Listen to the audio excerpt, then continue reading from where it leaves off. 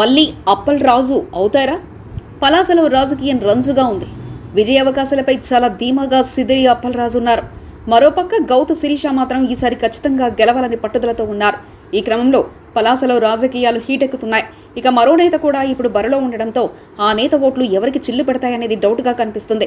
శ్రీకాకుళం లోక్సభ పరిధిలో తీవ్ర సంచలనాలకు మారుపేరుగా నిలుస్తున్న నియోజకవర్గం పలాస.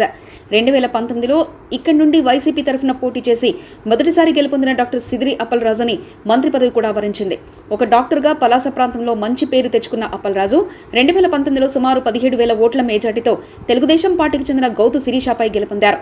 సీనియర్ రాజకీయవేత్త గౌతు లచ్చన్న మనవరాలిగా, గౌతు శివాజీ కుమార్తెగా రాజకీయాల్లో అడుగుపెట్టిన శిరీష 2019 పరాజయం తర్వాత నియోజకవర్గంలో తీవ్ర ప్రతికూల పరిస్థితులు ఎదుర్కోవాల్సి వచ్చింది.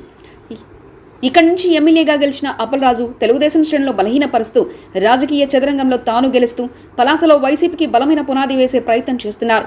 జీడిపిక్కల పరిశ్రమకు ప్రఖ్యాతిగాంచిన పలాస ప్రాంతంలో కాపు, కళింగ, మత్స్యకార, వెలమ వంటి సామాజిక వర్గాలు గెలుపు ఓటంలో నిర్దేశించే స్థాయిలో ఉన్నాయి.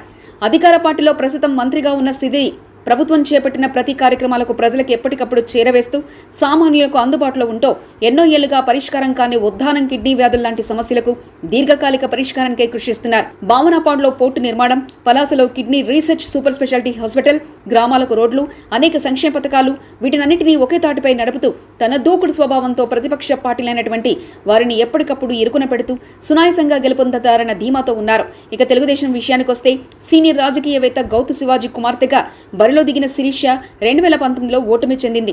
అయినప్పటికీ నిరాశ చెందకుండా అవకాశం వచ్చినప్పుడు సిదిరిపై విమర్శలు చేస్తూ ఎప్పటికప్పుడు పలు రకాల ఆరోపణలు చేస్తూ తెలుగుదేశం క్యాడర్ను నిలబెట్టుకునే ప్రయత్నం చేస్తున్నారు. తాము అధికారంలోకి వస్తే పలాస ప్రాంతానికి పూర్వ వైభవం తీసుకొచ్చి భూ అక్రమం నుంచి ఈ ప్రాంతాన్ని కాపాడుతానని, అభివృద్ధి అంటే ఏమిటో తెలుగుదేశం చేసి చూపిస్తుందని శిరీష ధీమా వ్యక్తం చేస్తున్నారు. ప్రస్తుత ఎన్నికల తరుణంలో ఇద్దరి మాటల యుద్ధానికి, రాజకీయ వ్యూహాలకు త్వరలోనే పలాస నియోజకవర్గ ప్రజలు ఫుల్ స్టాప్ పెట్టే అవకాశం ఉంది. మరిన్ని కథనాల కోసం సబ్స్క్రైబ్ చేసుకోండి మీ అక్షర శిల్పం.